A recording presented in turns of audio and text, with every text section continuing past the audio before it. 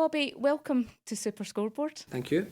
It's not very often we get the chance to speak to a current referee, so I'm sure you can imagine there are a lot of things we want to talk to you about. But let's just start with your role and your game preparation. It's probably something that a lot of people don't understand or understand the amount of work that goes into what you do. Yeah, I mean, I think it's easy to say that we just arrive at the game on the Saturday, we'll be there for our 90 minutes, and then we go home and don't think about it. But the preparation for every match official referee, assistant referee, begins really on a Tuesday. That's when we receive our appointment for the game at the weekend. So at that point, immediately you'll go and check the position in the league, you'll check previous results between the two teams, check the last results, and just really trying to understand what kind of form they're in. And if there's any underlying issues for previous matches. And then there's obviously the physical preparation that comes with that. So we're on a very strict under strict physical assessment by the SFA. We wear heart rate monitors, they check that we're training to the right intensity, to the right amount, not overtraining, which is also important, especially as some of us are more mature than others. So I'm into my 40s now, so I need to try and be quite smart with how I train and prepare for matches. But it really, mentally and physically, begins on the Tuesday when we know what match we have at the weekend. If you're not hitting the fitness levels that the SFA require, what happens? Yeah, I mean, absolutely. Like anyone who's not performing in the workplace, essentially, you would go through a process. You would ask the question: is there an underlying issue there with injury, or do you get too much on at work? Because essentially, all of us hold down full-time jobs as well as our roles as match officials. So they would go down that road, ask how we're doing, is there anything they can do to support us? But they obviously would look to see what we are doing.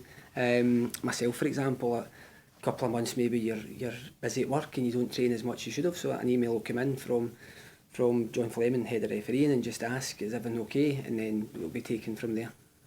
In terms of, you mentioned that you are all working as well.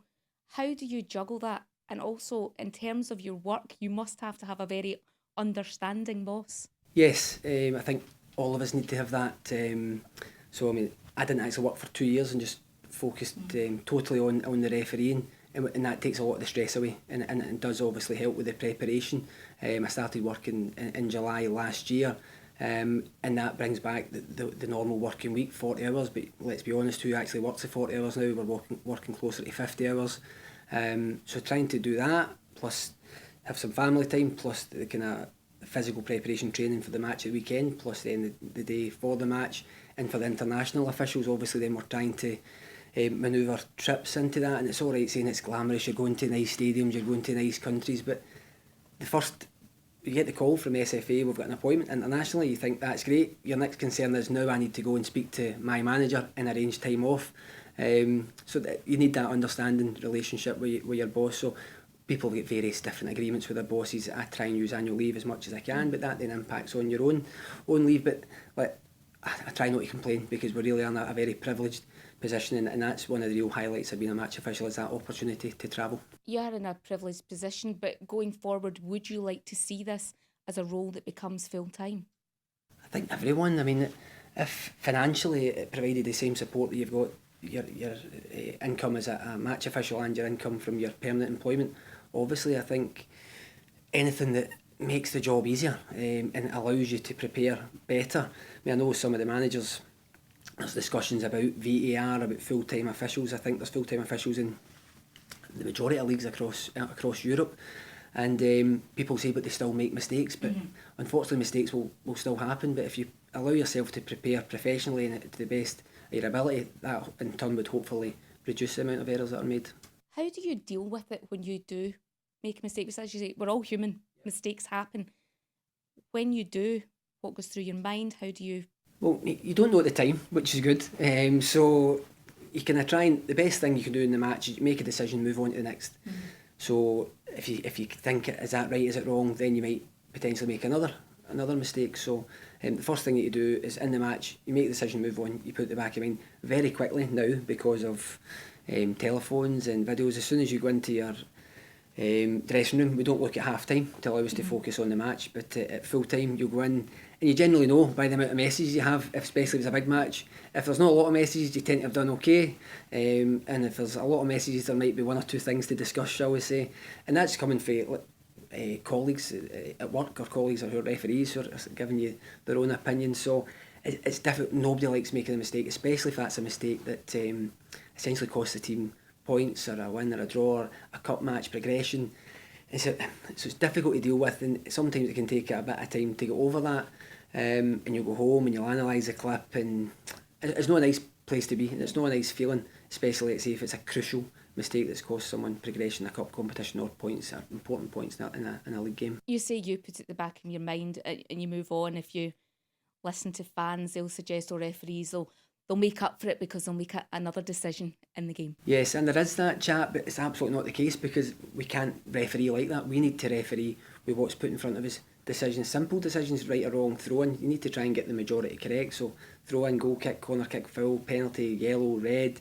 We just take decision, next decision. We don't try and address the balance, because we just don't know. We hope that we're correct. We hope that experience leads us to be correct, and then we just trust ourselves and just can continue on decision by decision throughout the match. You've mentioned social media. How much has that changed things for you guys? I mean, you've been a referee since 2002, so things have changed a lot. Absolutely.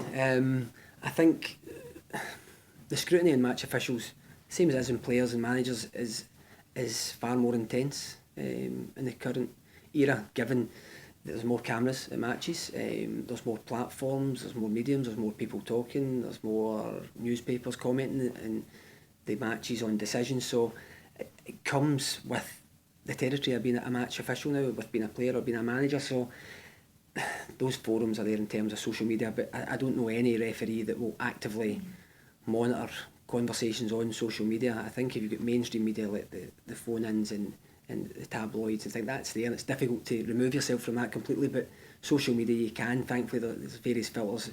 I don't think any of us have got active accounts, so I don't think it'd be a great idea for me to have a Twitter account or a Facebook or something of that ilk, because it would just give people an opportunity to contact you. So there will be things said on there that probably won't be too complimentary, but I think, again, we try and remove ourselves from that.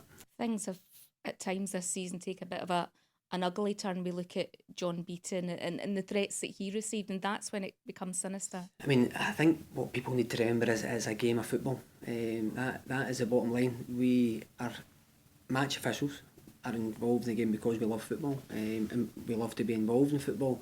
It's a match between two teams. I was actually fourth official in the match in question with John, and I thought it was a very good game, and that was the feeling at the side of the pitch. Then you get this incident that's happened, these incidents that have happened with individuals.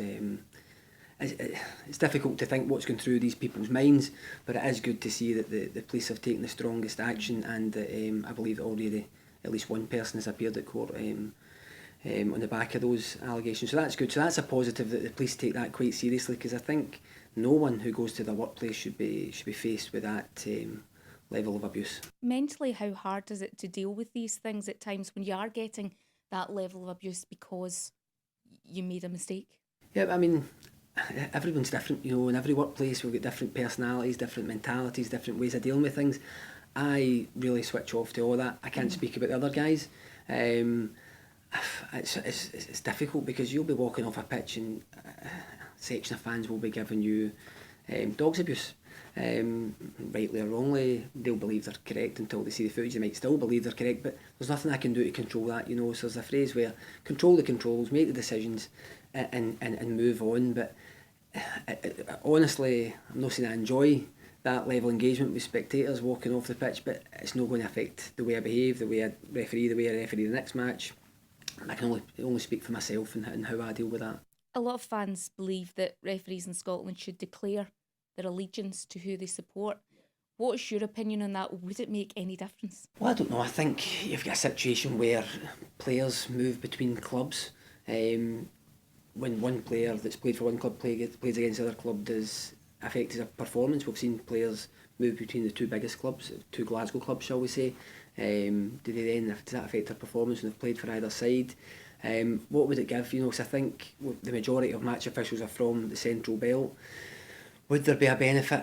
I don't see. I think it would just give increased scrutiny. We've got ridiculous level of intensity and scrutiny onto match officials. I know people unfortunately look at what school did you attend, and this is just ridiculous. I mean, as I said, we are there to officiate a match. That's all we're there to do. if someone's supported a team, are they going to change it? No, because we're judged on every performance by the SFA, by independent observers. Do we want to receive the next big match, the cup final, that match again? Of course we do.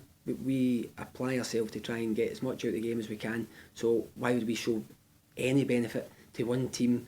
Which would it make them win one match? Would it make them get a point, 3 points? What is that going to do for my career? Nobody is going to go down that road. I don't see any benefit. We found it quite interesting when it came out that you were going to be refereeing Celtic Rangers at the end of March. We put it on Twitter, and the responses were interesting because half the replies you were going to favour Celtic, and the other half of the replies you were going to favour Rangers. That's right, and it's going to come because of football in this area. The majority of people support two teams, and you're going to get people that will cast aspersions over what team you supported, what's this ridiculous nature of comments that you receive, and you can't control that. But what is frustrating, I mean, people know me, people know I worked in a warehouse in Bellshill for 12 years. Everyone in that warehouse knows me, knows I ran, then I played football 3 match weekend, didn't have time to support or be a season ticket holder any particular club, whatever the allegations may suggest. But it's frustrating when these people you've worked with then might make a comment on social media to try and support these ridiculous allegations. That's frustrating. You don't mind people who don't know you because that's their prerogative, but people who know you just maybe trying to gain a bit of favour and trying to add weight to these comments is frustrating, but there's nothing we can do. So no, I think we deal with the game that's we're appointed to Tuesday, and that's the best way. I just want to look a little bit at that match at the end of March. Obviously, Alfredo Morelos was sent off. What's the line of communication there with your assistants? So Alan Mulvaney was the far side assistant, and I've obviously followed play away, and TV footage will show that I have absolutely no view of the incident. It comes down to pre-match instructions, and it's all down to preparation again. So we talk about situations that may arise, potential problem players, things we should try and pick up on. So Alan was in line with second last defenders, that's his responsibility. So to talk you through the incident, I'm following the ball up the field of play and I hear a roar. So naturally you look round and you see a player on the ground, and immediately the communication from Alan was red card, asked the player Morelos, and that's why it was dealt with just quite as quickly. So I think in that environment, under that pressure, for Alan to pick up the incident and then to communicate that so clearly was a real positive.